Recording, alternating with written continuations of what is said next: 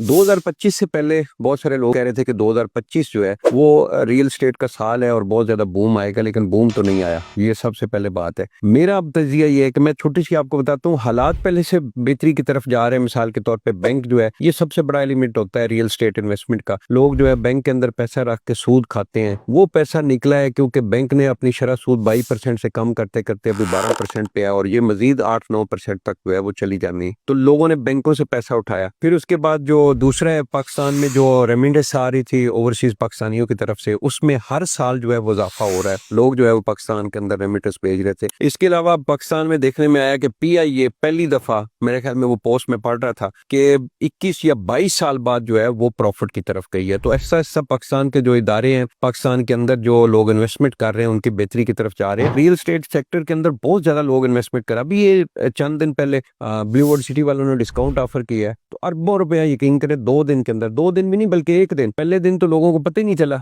और second day Friday था, और फ्राइडे में 4-5 घंटे के अंदर अरबों रुपया ब्लू वर्ल्ड सिटी के अकाउंट में इकट्ठा हो गया। तो भाई लोग इन्वेस्टमेंट करना चाह रहे हैं, लोगों के पास इन्वेस्टमेंट है, बस लोग जो है वो अच्छा एक मौका देखते हैं। अच्छी प्रॉपर्टी होना भी इसी तरह चाहिए। और ये चीजें सारी देखते हुए मेरा तजिया ये है कि 2025 के अंदर बूम नहीं आएगा रियल स्टेट सेक्टर के अंदर, लेकिन ऐसा ऐसा आपकी प्रॉपर्टी जो है वो बेहतरी की तरफ जाएगी।